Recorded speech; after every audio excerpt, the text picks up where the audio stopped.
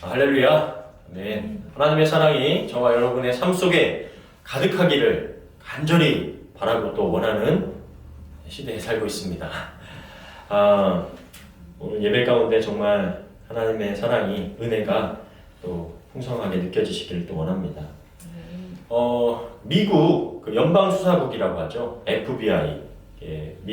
미국 영화에 많이 나오는 그런 기관인데 25년간 또 대정보 또 대테러 분야 특수요원으로 활약하고 행동 분석 프로그램을 창설한 조 네버로라는 사람이 있습니다. 이 사람이 첫 번째 책 FBI 행동심리학이라는 책에서 사람의 행동 안에 그 사람의 심리가 무의식 중에 드러난다 라고 이렇게 말하면서 책을 썼습니다. 예를 들어 이런 거죠. 여러분이 보시기에 지금 제가 행동하는 걸 보시면 어떤 감정인지 한번 느껴보시겠어요?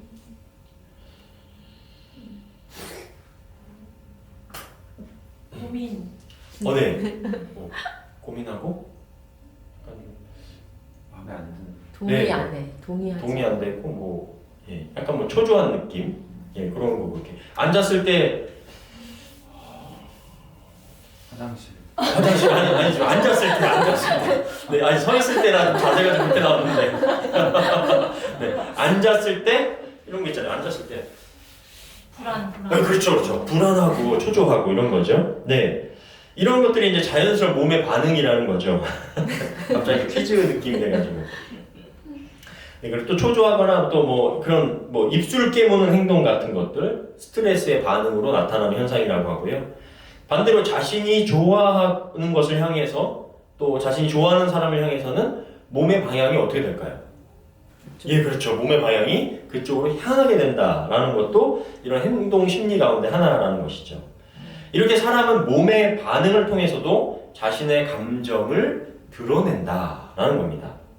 이 책의 저자가 더 나아가서 두 번째로 책인 자기 설계자에서는 사람이 감정에 지배되지 않고 어떤 상황과 환경 속에서 자신을 컨트롤하는 비범함이 있는 사람들을 관찰했습니다. 그리고 그들이 가진 5가지 능력을 이 책에, 자기 설계자라는 책에 좀 기록하고 있습니다. 그 5가지가 뭘까요? 5가지는 바로 자기 통제력, 자기를 얼마나 스스로 통제하고 관리할 수 있느냐. 그 다음에 관찰, 얼마나 모든 걸 이렇게 세심하고 디테일하게 관찰하느냐. 그리고 소통, 사람들과의 소통이 얼마나 잘 되느냐. 그리고 행동력 있느냐. 결정한 것을 행동하고 하는 행동력이 있느냐. 그 다음에 심리적으로 얼마나 안정적이냐. 멘탈이 강하냐. 이런 걸 수 있겠죠. 우리가 이런 것들 보면 처음 듣는 말이 아니고 익숙한 내용이죠.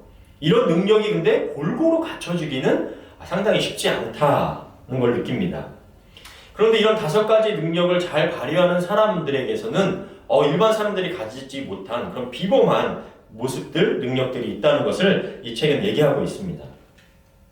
근데 저게 이 5가지 능력을 이야기할 때 기독교인은 아니지만 그래도 한국 사람이라면 좀 이 사람을 그래도 몇 년 동안 쭉 지켜본 사람이 있는데 저는 그 유재석이라는 인물이 좀 떠오르더라고요. 과거 무한도전이라는 프로가 처음 시작했을 때의 유재석과 지금의 유재석이라는 사람을 보면 그가 참 지적으로도 또 자신을 관리한 어떤 육체적인 면에서도 굉장히 성장을 했고 얼마나 자신을 잘 관리했는가를 느낄 수 있고 또 특별히 다른 연예인들이 유재석이라는 사람을 이야기할 때 어떤 그런 미담들을 전할 때 그가 참 타인을 잘 관찰했고 또 잘 소통을 했구나. 그리고 모범적으로 행동하고 자기 통제를 참 잘해왔구나 라는 생각이 들면서 유재석이 좀 떠올랐습니다. 서양에서 말하는 이런 5가지 비범한 사람의 특징을 좀 동양적으로 한번 표현해보면 어떨까 했는데 이 책을 읽다가 이런 말을 좀 보게 됐습니다. 생각을 조심하라. 생각이 말이 된다. 말을 조심하라. 말은 행동이 되기 마련이다. 행동을 조심하라. 행동이 습관이 된다. 습관을 조심하라. 습관은 인격이 된다. 인격을 조심하라. 인격이 운명을 만든다. 이거는 중국 노자의 말을 조금 현대식으로 각색한 겁니다. 동양과 서양을 막론하고 우리가 이 광야 같고 또는 풍랑이 있는 이 바다와 같은 인생에서 우리 아까 얘기했던 그 중심을 잡고 살아갈 수 있게 하는 것은 우리의 마음 자세, 또 우리의 생각의 태도가 굉장히 중요하다는 것을 알게 되죠. 그래서 성경에서도 이렇게 말합니다. 잠언 4장 23절 한번 같이 읽어볼까요? 시작. 모든 지킬 만한 것 중에 더욱 내 마음을 지키라. 생명의 근원이 이에서 남이니라. 이 생명까지도 이 우리 좌지우지 될 수 있을 정도로 지킬 만한 것 중에 내 마음을 지켜라 라고 말하고 있는 겁니다. 결국 우리의 마음과 생각을 바르게 갖고 지켜나가는 것이 자신의 운명까지도 아름답게 만드는 것이기에 우리가 참 어떤 마음을 갖고 사느냐, 어떤 생각을 가지고 사느냐는 굉장히 중요하다는 것이죠. 오늘 이스라엘의 초대 왕으로 뽑힌 이 사울이 왜 하나님께 선택되었다가 버림을 받게 되었는지 함께 살펴보면서 우리의 모습을 좀 함께 비추어 보기를 원합니다. 지난주 아이들과 성경 동화를 나누면서 이 주제에 대해서 좀 함께 생각해 보고 싶다라는 마음이 좀 들었습니다. 왜냐하면 제가 사울의 입장이 돼 보니까 또 신앙생활을 오래 하면서 이 사울과 같은 일들을 겪은 사람들 또 저도 이런 상황들이 너무 많았던 것 같거든요. 그래서 사울이 겪은 일을 보면 첫째로 드는 마음이 억울함이더라고요. 아니 사무엘 선지자가 늦게 와서 다급해진 사울이 제사 드린 것이 왕의 자리를 내놓을 만큼 그렇게 잘못된 일일까? 라는 생각이 좀 먼저 들었거든요. 우리도 때때로 신앙생활하면서 이런 억울함이 들 때가 있거든요. 갑작스럽게 찾아오는 고난과 어려움 속에서 내 잘못을 돌아보기 전에 하나님께 원망과 억울함을 느낄 때가 있거든요. 근데 과연 그런 억울함이 맞는 감정일까? 그런 것을 좀 한번 생각해 보게 되는 것이죠. 한번 사무엘과 사울의 대화를 좀 한번 살펴보겠습니다. 사무엘은 도대체 이게 무슨 일이요 하고 오히려 왕을 꾸짖었다. 그러자 사울이 이렇게 대답하였다. 내 부하들은 내 곁을 떠나고 당신은 오기로 약속한 날에 오지 않고 게다가 블레셋 군은 믹마스에서 전투태세를 갖추고 있는 것을 보고 블레셋 사람들이 나를 치려고 오는데 나는 아직도 여호와의 도움을 구하지 않았다는 생각이 들었어. 그래서 내가 당신을 더 이상 기다릴 수 없어 하는 수 없이 번제를 드리고 말았어. 이 사울의 변명을 가만히 들어보면 납득이 됩니까? 안 됩니까? 되죠?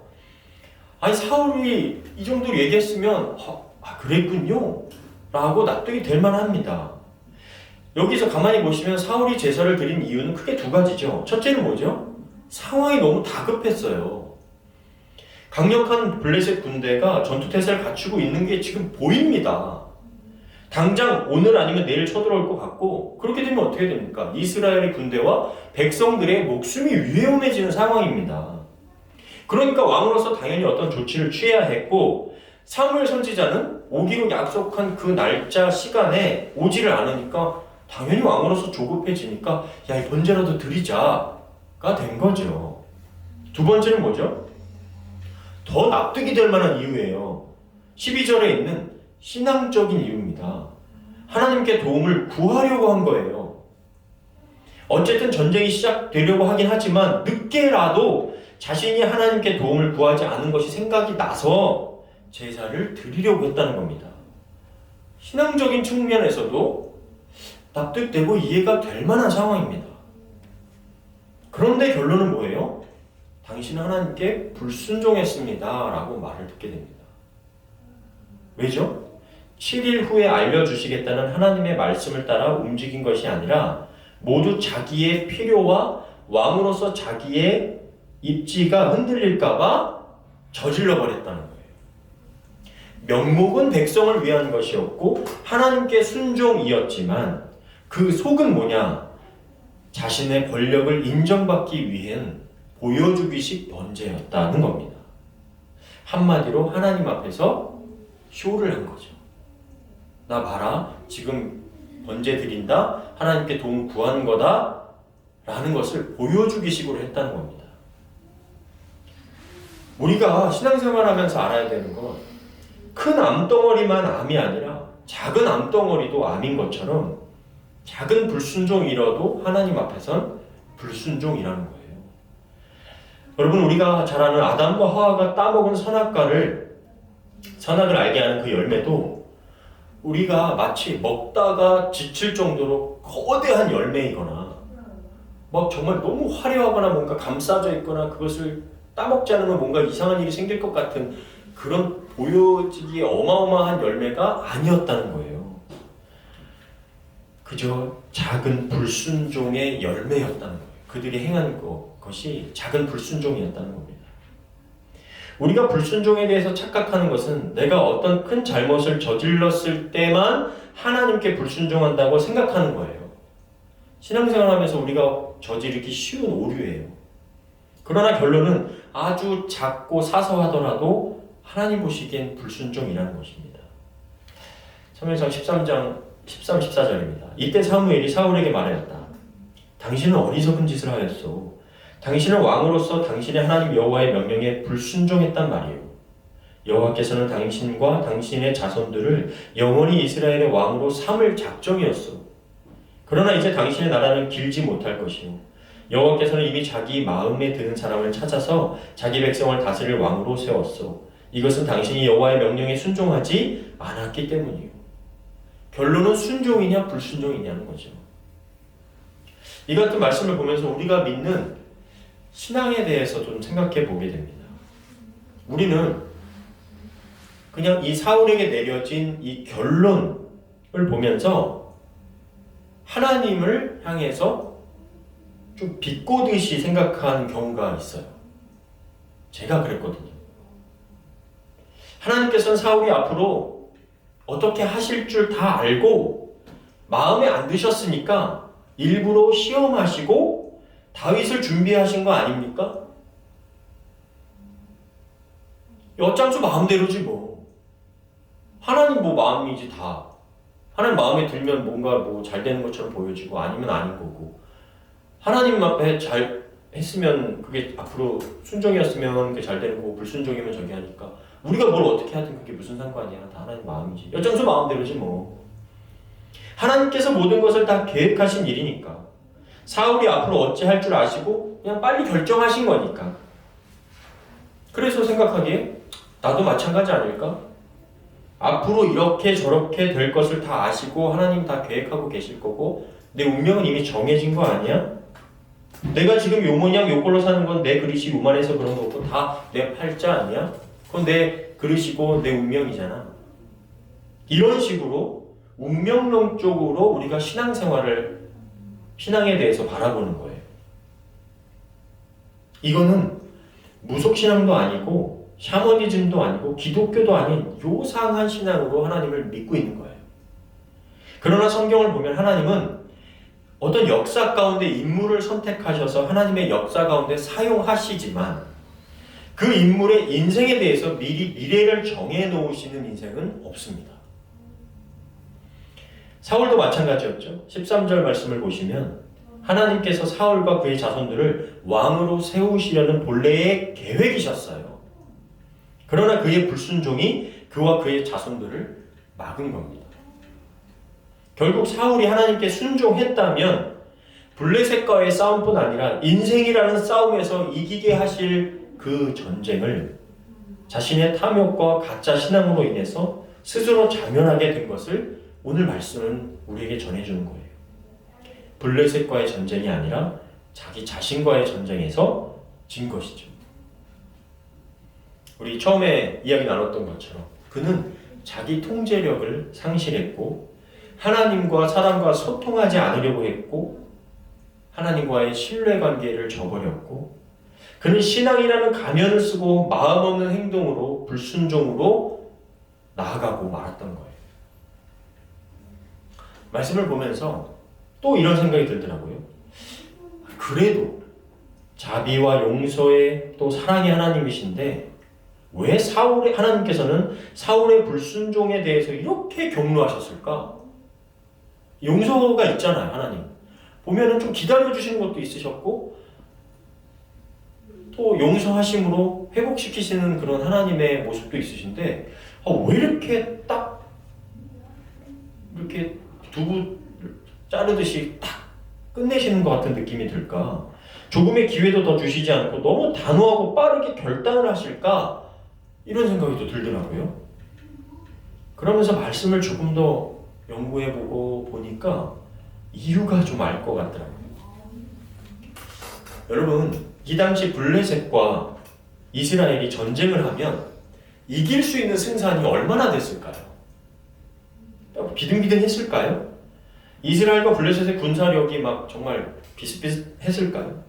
그래서 이스라엘의 군사들이 한두 명씩 이렇게 탈영하는 것을 보고 사울의 마음에 불안한 요인이 되어서 더 이상 기다리면 안 되겠다. 빨리 제사 드리고 전쟁에서 승리하자. 이런 마음이 들었던 걸까요? 그러니까 늦어지는 사무엘 대신 자신이 나서서 하나님께 빨리 좀 답을 듣고 싶었던 걸까요?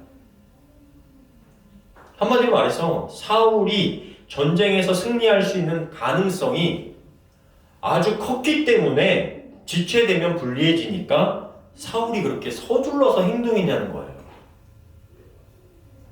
사무엘상 13장 1절 말씀인데요. 사울은 왕이 되어 이스라엘을 다스린 지 2년째에 이스라엘 백성을 모으고 그 중에서 3,000명을 골라 2,000명은 자기와 함께 믹마스와 베델산에 있게 하고 지금 한 2,000명 정도가 블레셋 군대가 몰려와서 진을 치고 있는 믹마스에 있게 한 겁니다. 그리고 나머지 1,000명은 누구랑요? 아들 요나단과 함께 베냐민 지파의 땅 기브아에 있게 하였으며 남은 백성은 모두 집으로 돌려보냈다. 그러니까 지금 사울과 함께한 사람은 몇 명 정도예요? 2,000명 정도예요.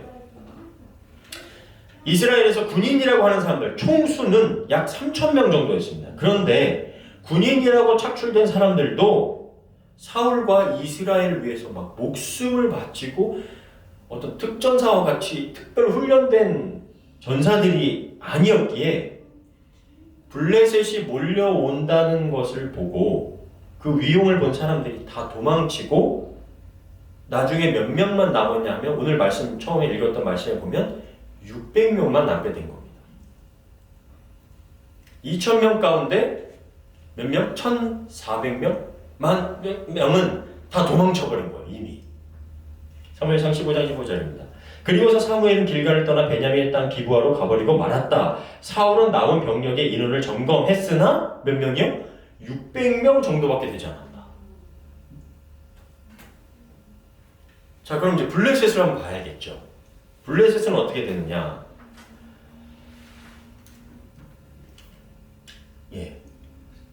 사무엘상 13장 5절입니다. 한번 같이 읽어볼까요? 시작! 한편 블레셋 사람들은 이스라엘과 싸우려고 막강한 군대를 이끌고 올라와 벳아웬 동쪽의 믹마스에 진을 쳤는데 전차 3만 대와 마병 6,000명을 가진 그들의 병력은 해변의 모래알처럼 많았다. 블레셋에 막강한 군대가 오는데 전차 3만, 마병 6,000이었습니다. 전차에는 보통 한 명만 타나요? 아니, 보통 두세 명이 같이 하죠. 말 뭐 이렇게 모는 거 하고 옆에 뭐 창 던지는 사람, 활 쏘는 사람 두세 명 정도가 탑승하고요. 거기에 마병이 6,000명이에요. 보병은 해변에 모래알처럼 많은 거예요. 우선 인원수부터 상대가 되지 않을 뿐만 아니라 전차와 마병은 지금으로 따지면 탱크와 전차와 같은 거예요. 그 당시 전차와 마병은요 하루에 100km 정도를 갈 만큼 강한 속도와 힘을 가진 무기였습니다. 그래서 몽골의 누구죠? 징기스칸은 유럽까지 침공하고 강력한 군대가 될 수 있었던 이유가 바로 그들의 기마 부대가 있었기 때문이었습니다. 그들이 뭐 5살 때부터 말을 태우잖아요. 일반 병사와 말을 탄 병사의 속도와 힘 차이가 너무나도 컸어요. 그러니까 이스라엘 병사들이 블레셋 군사들을 보자마자 1,400명이 도망칠 수밖에 없었던 거예요. 야, 이건 게임 안 된다. 그래서 사무엘상 13장 6절 말씀. 이때 적의 어마어마한 병력을 보고 사태가 다급해진 이스라엘 사람들은 완전히 전의를 상실하고 굴과 숯불과 바위 틈과 빈무덤과 웅덩이를 찾아 숨었고, 그러니까 숨을 수 있는데 다 숨은 거예요. 전의를 상실했다. 싸워볼 마음조차 없었다. 나가면 죽는다. 이런 생각에 다 도망친 겁니다. 애초부터 블레셋이란 나라와 상대를 하면 안 되는 나라가 이스라엘이었어요. 여기서 더 중요한 게 있어요. 인원수뿐만이 아니에요. 13장 19절부터 22절인데요. 교독하도록 하겠습니다. 그 당시에는 이스라엘 땅에 철공이 하나도 없었다. 블레셋 사람들은 히브리 사람들이 칼이나 창의를 만들어 가지는 것을 두렵게 여겨 히브리 사람에게는 그런 것을 만들지 못하게 했기 때문이었다. 20절. 그래서 이스라엘 사람들은 보습이나 도끼나 괭이나 낫을 벼릴 때마다 그것을 블레셋 대장장이에게 가지고 갔는데 보습이나 삽을 벼리는 값은 동전 2개였고 도끼나 낫이나 쇠채찍을 벼리는 값은 동전 1개였다. 그래서 그날 사울과 요나단을 제외한 이스라엘 전 군인에게는 칼이나 창이 하나도 없었다. 여러분, 이스라엘과 블레셋이 전쟁을 한다고요? 이 말도 안 되는 얘기였습니다. 시대로 따지자면요, 이스라엘은 아직 청동기 시대고요, 블레셋은 철기 시대였습니다. 사울과 요나단을 제외한 이스라엘 군인들에게는 칼이나 창이 하나도 없던 거예요. 이게 말입니까, 말입니까? 추수 때가 돼서 블레셋에 가서 농기구 갈고 고치는 비용까지 다 적어놨잖아요. 동전 2개, 동전 1. 그런 나라가 이스라엘이었습니다. 고대 역사를 보면 청동을 쓰는 나라는 철기를 쓰는 민족에 의해서 전멸되거나 흡수되어 버렸습니다. 그냥 역사에 그렇게 나와 있어요. 왜냐하면 청동과 철이 부딪히는 순간 청동은 그냥 깨져버리거든요. 옛날에 이 지금 나오는 것도 청동와 이 칼도요, 사람을 해치려고 쓰기보다는 그냥 권력을 가지고 있는 사람이라는 걸 나타내기 위해서 칼 모양만 가지고 있었던 겁니다. 다시 말해서 총, 탱크, 장갑차로 밀고 들어오는 최신식 군인들 앞에서 이스라엘 사람들은 괭이, 삽, 쇠수랑, 도끼 같은 거 들고 있는 농민이었습니다. 애초부터 전쟁을 한다는 것 자체가 말이 안 되는 상황이었다고요. 사울이 정말 온갖 방법을 다 동원하고 자신이 하나님 앞에서 제사장 노릇, 선지자 노릇하고 생 난리를 부렸어도 전쟁에서 이길 수 있는 희망은 단 1도 없었던 거예요. 그래서 사울이 왕으로서 유일하게 할 수 있는 2가지가 있었다면, 하나는 블레셋과 평화적인 관계를 유지해서, 즉 여기서 평화적이라는 말은 조공을 바치면서 형님 나라로 모시겠습니다, 우리나라와 예전에 중국처럼 형님 나라를 모시겠습니다 하고 대접하는 것, 그렇게 하든지 아니면 오직 하나님만 의지하든지 둘 중에 하나만 했었어야 돼요. 이제 왜 하나님께서 사울의 행한 일로 인해서 격정하시고 지금 불순종을 했다는 것이 이해가 되십니까? 자신이 할 수 있는 유일한 방법마저도 하지 않고 상대할 수 없는 나라와 전쟁을 벌이겠다며 행한 모든 것이 자격 없는 왕이었단 말입니다. 그래서 하나님은 사무엘을 통해서 7일을 기다리라고 했어요.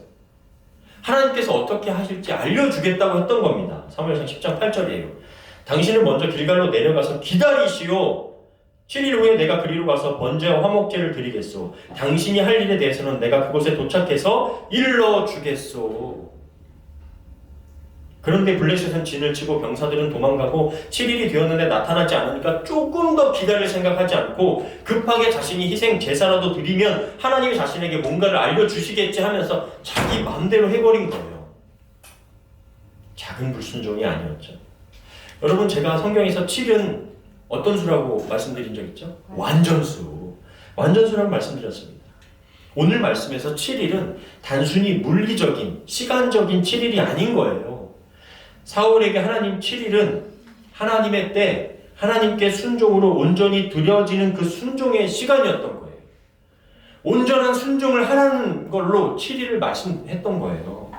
그런데 사울은 순종 없는, 마음 없는 제사로 이미 군사들도 하나둘씩 떠나고 죽음의 두려움은 엄습하고 있는 상황 속에서 하나님을 향한 순종의 자세는 전혀 없고 자신의 그 왕의 자리, 권위를 유지하고 체면을 세우고자 하는 마음만 가득한 모습이었던 겁니다. 만약 사울이 백성들이나 군사들과 소통이 잘 되었던 왕이었더라면, 자신의 왕의 자리는 하나님께서 맡기신 것을 알고 하나님과도 소통이 잘 되는 왕이었더라면, 아무리 블레셋이었다 할지라도 조금은 흐트러지지 않았을 수도 있을 거예요. 결국 애초부터 블레셋과의 전쟁은 이스라엘의 군사를 의지할 수도 없었고 칼과 창, 마병을 전술을 의지할 수도 없었습니다. 그것들은 블레셋과 비교했을 때 절대로 승리할 수 없는 요인이었죠. 사울은 오직 하나님만 바라보고 하나님께만 순종할 때 승리라는 희망을 생각해 볼 수 있는 처지였는데 그것마저도 저버렸기 때문에 하나님은 단호하게 그를 버릴 수밖에 없었던 거죠. 오히려 그의 아들 요나단의 입술을 통해 하나님께서 블레셋과의 전쟁에서 승리를 주셨죠. 우리 지난주 한번 나눴었죠. 갑자기 지진이 일어나고 블레셋 군사들끼리 서로 칼질을 해서 그 전쟁에서 이기게 된 거죠. 블레셋이 물러가게 한 거예요. 사무엘상 14장 6절입니다. 한번 같이 읽겠습니다. 시작. 요나단이 자기의 무기를 든 소년에게 이르되 우리가 이 할례 받지 않은 자들에게로 건너가자. 여호와께서 우리를 위하여 일하실까 하노라. 여호와의 구원은 사람이 많고 적음에 달리지 아니하였느니라. 그래서 건너가서 한 20명 정도의 블레셋 군사들을 거기서 무찌르면서 점점 지진도 나고 우왕좌왕하며 블레셋 군사들끼리 서로 해치면서 전쟁이 그렇게 끝나게 된 것이죠. 이런 믿음의 고백은 사울의 다음 왕 다윗에게서도 이 같은 고백을 들을 수가 있어요. 다윗이 골리앗 앞에 나아갔을 때 했던 말이에요. 사무엘상 17장 45절. 다윗이 블레셋 사람에게 이르되 너는 칼과 창과 단창으로 내게 나아오거니와 나는 만군의 여호와의 이름 곧 내가 모욕하는 이스라엘 군대의 하나님의 이름으로 내게 나아가노라. 이때도 다윗이 칼을 통해서 이긴 게 아니죠. 물맷돌 가지고 이긴 거예요. 돌팔매 가지고 이겼어요. 그게 한두 번의 그런 걸로 해서 우연히 맞춘 게 아니라 그 전에 보면 자신이 치는 양을 곰이나 사자가 와서 움켜쥐고 가져가려고 할 때 자신이 물맷돌을 가지고 그 곰과 사자를 맞췄던 경험이 있었던 다윗이었어요. 그것을 가지고 블레셋의 거대한 군사 골리앗을 무찌를 수 있었던 거예요. 사랑하는 저와 여러분, 제가 처음에 했던 노자의 말을 다시 한번 볼까요? 생각을 조심하라. 생각이 말이 된다. 말을 조심하라. 말은 행동이 되기 마련이다. 행동을 조심하라. 행동이 습관이 된다. 습관을 조심하라. 습관은 인격이 된다. 인격을 조심하라. 인격이 운명을 만든다. 하나님께서 우리의 입술을 통해 어떤 말을 듣기를 원하실까요? 왜 우리가 하나님 앞에서 기도를 드리고 믿음의 고백을 하며 살게 하셨을까요? 왜 예배를 통해 우리가 하나님께 순종해야 한다는 것을 알게 하시는 걸까요? 우리의 말 안에 우리의 생각이 담겨 있습니다. 그 우리 믿음의 말이 행동이 되고 그 행동은 결국 습관이 되죠. 습관은 인격이 되고 우리의 인격을 통해서 우리의 운명이 만들어진다는 거죠. 사울은 왕이 된 인물이었어요. 사람들은 그의 외모에 반했지만 그의 생각과 말에는 하나님이 없었어요. 그것이 불순종이라는 행동으로 나아갔고 그 행동은 그의 인생이 반복되며 습관되고 인격이 망가지는 것을 충분히 보게 됩니다. 우리 앞으로 몇 주간 이 사울의 모습을 좀 살펴볼 텐데요. 지금 오늘 말씀드렸던 이런 내용들이 계속 반복이 됩니다. 결국 그의 운명은 비참한 죽음으로 종결이 돼요. 여호와의 구원은 사람의 많고 적음, 말과 병거에 있지 않습니다. 여러분의 삶이 여러분의 계획과 뜻대로 지금까지 잘 되어서 살았다면 어쩌면 그건 좋아할 일이 아니라 두려워해야 할 일일 수도 있습니다. 그리고 하나님께 우리의 인생을 순종함으로 내가 이길 수 없는 인생의 전쟁에서 하나님의 은혜로 그 운명이 또 인생의 승리를 기쁨을 맛볼 수 있는 저와 여러분이 되어 가기를 주님의 이름으로 간절히 축원합니다. 아멘.